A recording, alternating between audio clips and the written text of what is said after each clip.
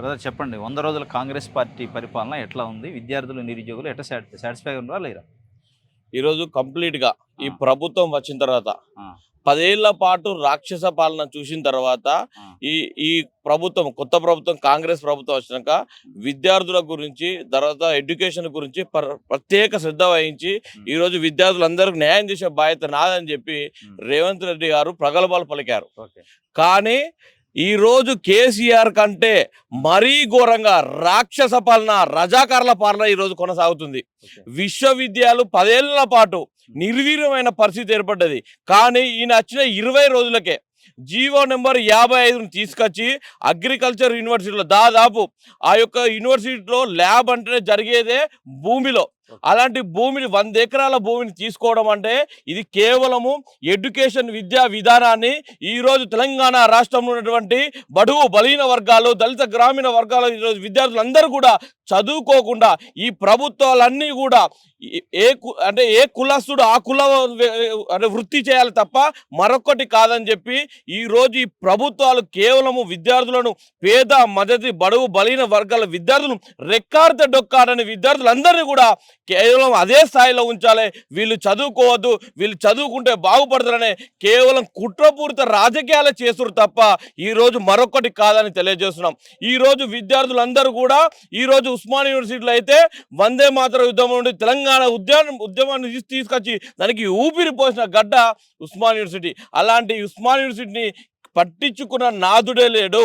ఈరోజు ఈ చుట్టుపక్కల ఉన్నటువంటి ప్రజాప్రతినిధులు అందరూ కూడా ఓపెనింగ్కి రిబ్బన్ కటింగ్లకు వచ్చి మేము ఇది చేసిన అంటే కానీ ఏ ఒక్క నా కొడుకు కూడా ఈరోజు అంగరంగ వైభవంగా గెలిచిన ప్రగల్భాలు పలుకుతారు తప్ప ఈరోజు విద్యార్థులకు ఉద్యోగాల విషయంలో కానీ 100 రోజుల్లో 30,000 ఉద్యోగాలు నింపినాడు రేవంత్ రెడ్డి గారు. ఇది చాలా తప్పు మాట.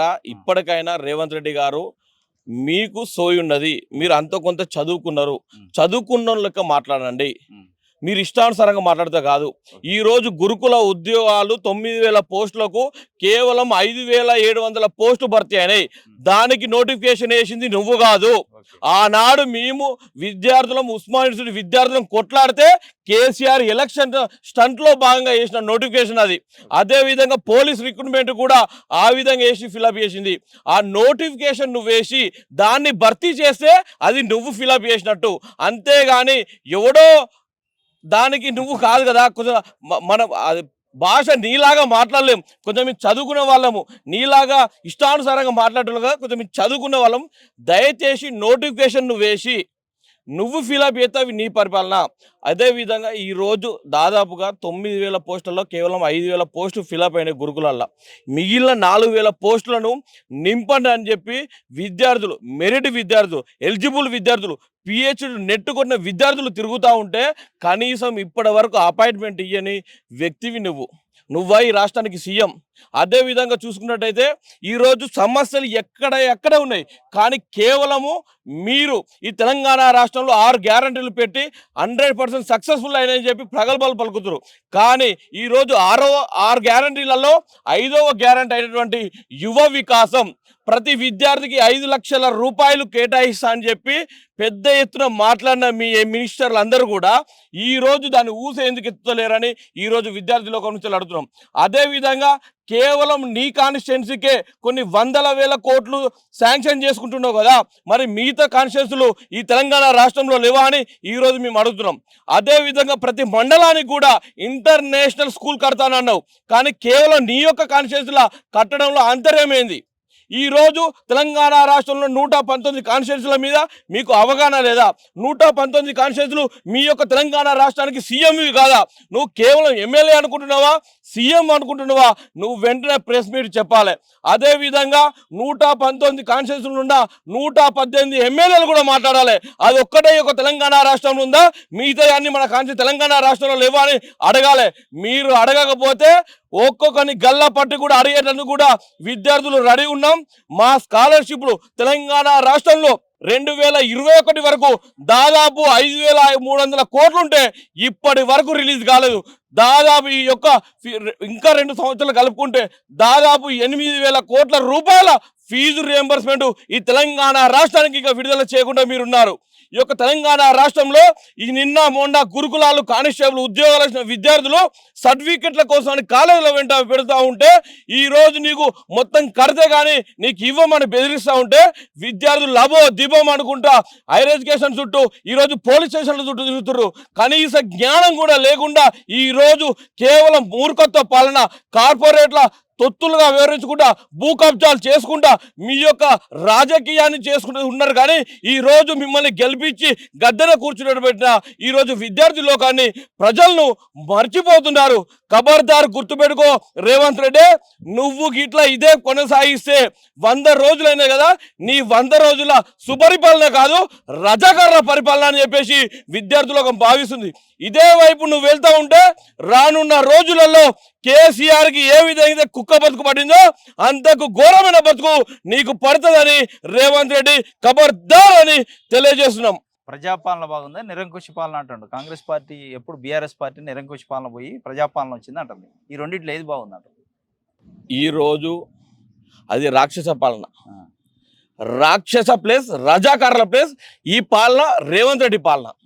ఎందుకోసం అంటే ఈరోజు తెలంగాణ రాష్ట్రంలో ఉన్నటువంటి విశ్వవిద్యాలయాలన్నింటినీ కూడా నిర్వీర్యం చేస్తుండు. ఆనాడు 10 ఏళ్ల పాటు నిర్వీర్యం చేసినటువంటి కేసీఆర్ గారు వీరచ్చినాక లాభం జరుగుతాను విద్యార్థులు ఎన్నో ఆశలు పెట్టుకున్నారు. ఎవడో నోటిఫికేషన్ అవుతాడు వీడొచ్చి నేను ఉద్యోగాలు ఇచ్చిన అంటాడు. అది కాదయ్యా, మీరు నోటిఫికేషన్ వేసి మీరు ఉద్యోగాలు భర్తీ చేసి అది చేస్తే మీరు నోటిఫికేషన్ వేసి మీరు ఉద్యోగాలు ఇచ్చినట్టు మీరు వచ్చే వరకు జస్ట్ రిజల్ట్ ఇవ్వడమే లేటు, ఇంటర్వ్యూలు పెట్టడమే లేటు. అదెవరో వారు కేసీఆర్ వేస్తే అప్పుడు విద్యార్థులందరము కొట్లాడుతుంటే నీ యొక్క ప్రభుత్వ కుప్పకూలుతుంటే భయపడేసిన నోటిఫికేషన్ అది. అల్ల విద్యార్థులు క్వాలిఫై అయ్యారు, అల్ల విద్యార్థులు మెరిట్ విద్యార్థులు వచ్చిర్రు. దాదాపు తెలంగాణ రాష్ట్రంలో వీళ్ళు 30,000 ఉద్యోగాలు అంటారు కదా, అంటే సాఫ్ట్వేర్ వాడు ఇంటర్మీడియట్ కాలేజీలు ఫిల్అప్ చేసుకున్న వీడు ఉద్యోగం ఇచ్చినట్టేనా? అది నీదేనా? అరే నువ్వు ఈరోజు 7 కాలేజీలు నడప చాతగాక, నడప స్థితి లేక, పరిపాలన మీద అవగాహన లేక, చింతశుద్ధి లేక, కేవలం భూ కబ్జాలు కార్పొరేట్ కుక్కలాగా వేరుస్తూ నువ్వా మాట్లాడేది? కేవలం కబ్జాలే. ఈ యొక్క కేసీఆర్ మించిన కబ్జాకోరుడు రేవంత్ రెడ్డి. ఈ రోజు శంషాబాద్ లో అడ్డగోల భూముల రేట్లు పెరిగినాయి అని చెప్పేసి కావాలని హైకోర్టు కట్టాలని ఆధారమే ఉంది. ఇది బ్రహ్మాండంగా ఉంది.